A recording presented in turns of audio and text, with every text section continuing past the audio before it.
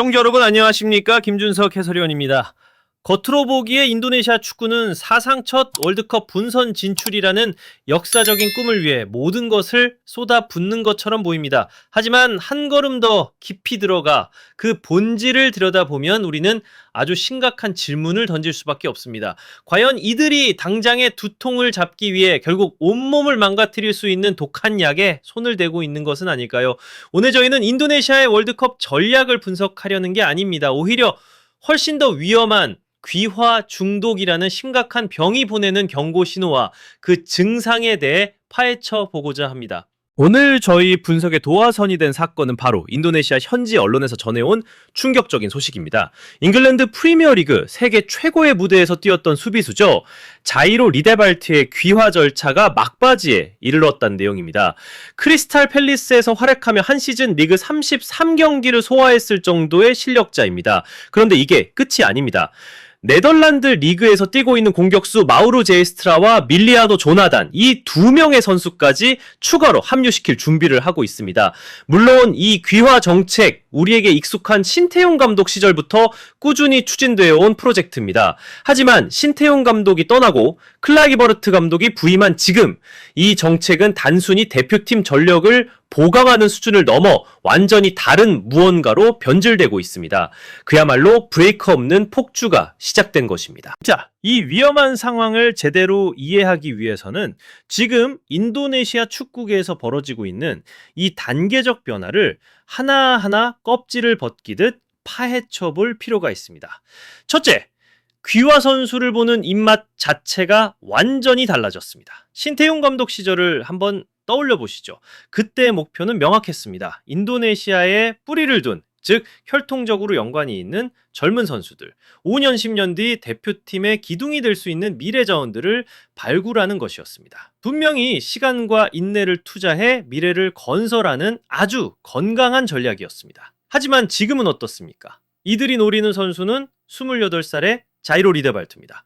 이것은 미래를 위한 투자가 아닙니다. 당장 눈앞의 월드컵 최종 예선이라는 단기적인 목표를 위해 검증된 경험과 즉시 전력감인 실력을 돈으로 구매하려는 행위일 뿐입니다. 인내심을 갖고 우리 선수를 육성하려 하지 않습니다.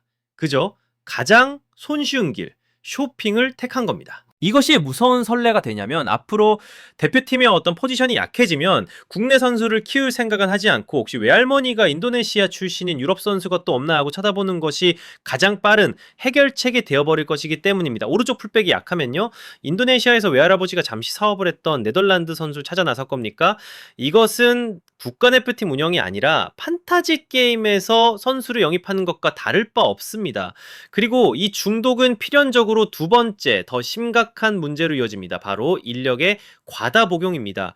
기사에서 보셨듯 기존 기화 공격수인 올레 로메니가 부상으로 이탈했습니다. 보톡의 팀이라면 기존의 백업 자원을 활용하거나 자국 리그에서 새로운 선수를 발탁해 기회를 줬을 겁니다. 하지만 인도네시아는 어떻게 했습니까? 그를 대체하기 위해 즉시 네덜란드에서 새로운 공격수 2명을 물색했습니다. 자, 여러분이 만약 인도네시아 리그에서 땀 흘리는 현지 공격수라고 상상해 보십시오. 단순히 기회를 뺏겼다는 차원의 문제가 아닙니다. 이건 당신의 꿈과 노력이 송두리째 부정당하는 것과 같습니다. 아무리 노력해도 소용없구나. 결국 우리는 2순위, 3순위일 뿐이구나. 이런 생각에 빠지게 만드는 겁니다. 경쟁이 아니라 불신과 냉소만 남게 됩니다. 어차피 우린 안 돼. 결국 유럽에서 누가 오겠지라는 패배주의가 라커룸 전체를 조무었게 되는 겁니다. 더 나아가 이 문제는 대표팀 수주에서 끝나지 않습니다. 인도네시아 축구 생태계 전체를 병들게 합니다. 국가대표팀은 그 나라 축구의 얼굴이자 방향성입니다. 그런데 그 얼굴이 우리 선수로는 안 된다 는 메시지를 끊임없이 보낸다면 그 밑에 있는 리그와 유소년 시스템은 어떻게 되겠습니까? 구단들은 유소년 육성에 투자할 동기를 잃을 것이고 어린 선수들은 국가대표의 꿈을 꾸기 어려워질 겁니다. 결국 악순환의 반복입니다. 장기적인 관점에서 이것은 대표팀의 뿌리를 스스로 잘라내는 행위나 다름없습니다. 네, 바로 이 지점이 오늘 저희 분석의 결정적인 전환점입니다. 이제부터는 단순히 귀화 상주가 몇 명이냐의 문제가 아닙니다. 더 깊은 본질, 바로 인도네시아 축구협회 PSSI가 자국의 유소년 시스템에 대해 완벽하게 신뢰를 잃어버린 것은 아닌가 하는 끔찍한 의심입니다. 모든 문제의 해결책을 밖에서만 찾으려 할 때 그것은 가장 힘들지만 동시에 가장 중요한 싸움을 포기했다는 선언과도 같습니다. 바로 우리 손으로 우리 땅에서 진짜 재능을 키워내는 그 고된 싸움 말입니다. 그들은 쉽고 빠른 길, 지름길을 택했습니다. 하지만 시청자 여러분, 축구에서 지름길은 언제나 가장 치명적인 함정을 숨기고 있는 법입니다. 그 함정은 바로 자생력의 상실입니다. 외부의 수혈 없이는 단 한 걸음도 스스로 나아갈 수 없는 두 다리로 서는 법을 잊어버린 축구로 전락할 수 있다는 것, 이것이야말로 월드컵 본선 진출이라는 눈앞의 영광보다 훨씬 더 무서운 대가일 수 있습니다. 그리고 그 함정은 이미 우리 눈앞에 아주 선명하게 드러나고 있습니다. 이 무분별한 의존은 결국 국가대표팀의 정체성을 완전히 잃게 만들 겁니다. 국가대표팀은 단순히 승리를 위해 모인 용병 집단이 아니라 그 나라 국민들의 자부심이자 상징입니다. 그런데 언어와 문화가 다른 선수들로 급조된 팀이 과연 국민들에게 진정한 감동과 자부심을 줄 수 있을까요? 아니요. 그저 이기기 위해 고용된 선수들의 집합체로 비칠 뿐입니다. 바로 이 지점에서 전설적인 선수였던 파트릭 클라이버르트 감독의 진짜 시험대가 시작됩니다. 그의 앞에는 아주 골치 아픈 숙제가 놓여 있습니다. 유럽에서 늘 주인공으로 뛰던 선수들의 강한 자존심을 어떻게 하나로 묶을 것인가? 서로 다른 문화적 배경과 전술 이해도를 가진 선수들이 고작 며칠 만에 어떻게 끈끈한 조직력을 갖춘 원팀으로 융화될 수 있을까요? 새로운 선수들이 계속해서 투입되면서 팀의 전술적 구조는 끊임없이 흔들릴 수밖에 없습니다. 어제 맞췄던 호흡이 오늘 다르고 오늘 맞춘 호흡이 내일 또 달라질 수 있다는 겁니다. 결국 구조적인 불안정과 팀의 분열, 이것은 단순한 추측이 아니라 지금 당장 눈앞에 닥친 현실적인 위협입니다. 적으로 우리는 이 단호한 결론에 도달할 수밖에 없습니다. 한때 신태용 감독 시절 통제된 상황에서 대표팀의 수준을 끌어올리는 유용한 자극제로 시작되었던 이 기화 정책은 이제 장기적으로 인도네시아 축구 전체를 병들게 할 수 있는 치명적인 독약이 될 위험에 처해 있습니다. 시청자 여러분, 우리가 그동안 봐왔던 동남아 축구의 가장 큰 문제가 과연 개인의 기술이었습니까? 아닙니다. 결정적인 순간에 어이없이 무너지는 고질적인 심리적 불안정, 그리고 90분 내내 약속된 움직임을 유지하지 못하는 전술적 규율의 부재, 이것이 바로 그들의 진짜 문제였습니다. 70분, 80분 동안 잘 싸우다가도 단 한 번의 실수로 와르르 무너지는 모습을 우리는 수없이 목격해왔습니다. 유럽에서 온 개인을 빌려오는 것은 뛰어난 기술로 잠시 그 문제를 덮어주는 임시 방편일 뿐, 이 뿌리 깊은 고질병을 해결해줄 근본적인 치료제가 될 수는 없습니다. 오히려 이제 우리는 스스로 해결할 수 없다는 무력감을 학습하게 만들 뿐입니다.